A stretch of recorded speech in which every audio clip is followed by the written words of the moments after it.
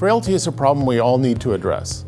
As a physician, you are seeing more and more of your aging patients become frail and the effect that that frailty has on the quality of their lives. The health outcomes, sadly, can be and are poor.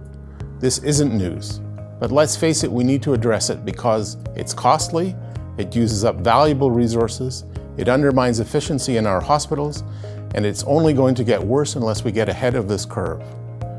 That's why we're introducing CARES, an innovative upstream approach to frailty prevention designed to delay frailty in at-risk seniors with chronic diseases. CARES is an evidence-based, comprehensive geriatric assessment. That assessment generates a sensitive and reliable measure of a patient's frailty status.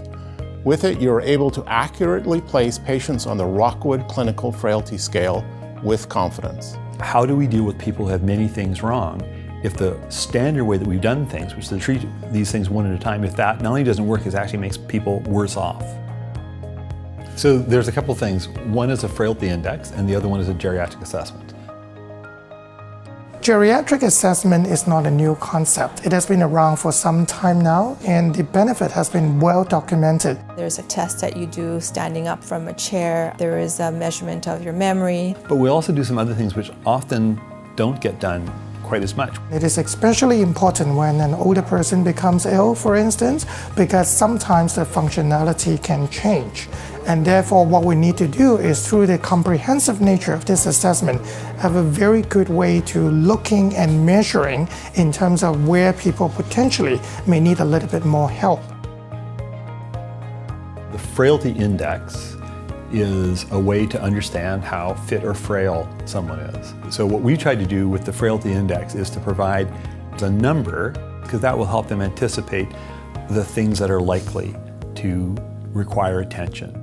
The idea is that if you're going to look after someone who has a bunch of things wrong with them, then you can't just go with the diagnosis. If people only have one or two things wrong, then those one or two diagnoses, they will fit pretty well what's wrong with the person. By the time you get 7 or 8 or 9 or 10 things wrong, any particular diagnosis only fits to a small extent. So you have to have a much better understanding of the person. But if you were to start from the idea that someone who has many things wrong is just the same in every diagnosis as someone who only has that thing wrong, you'll be disappointed.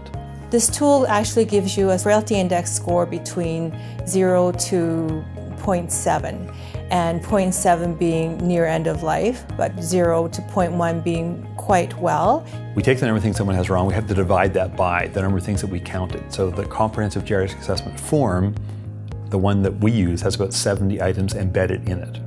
I think in order to make it as easily doable as possible, we need to make sure that the document is in the EMR, the physician's computer that they're using on a regular basis, that is integrated with everything else, so that the ECGA document actually self-populates with all the information that's already in the EMR. So it's a very powerful way of assessing whether the person's lifestyle is making a difference to their frailty progression and therefore their aging. Once the assessment is done by the GP and their frailty assessment is completed, these patients are encouraged to enroll in the BC Self-Management Program.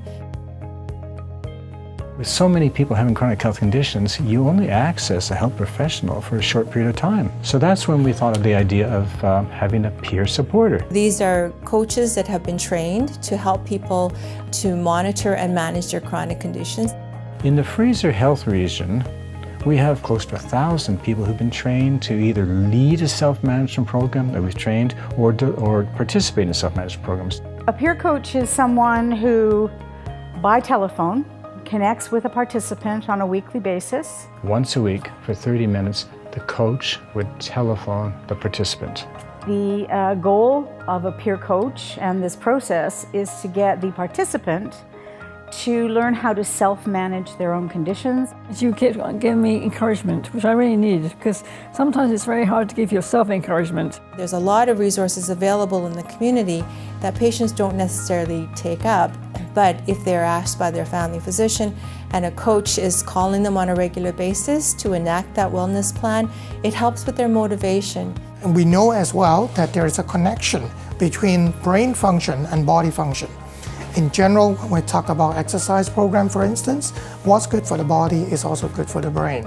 Well, I'm feeling a little bit stronger, but I know all the muscles I have that don't work anymore are not working well take time to get stronger.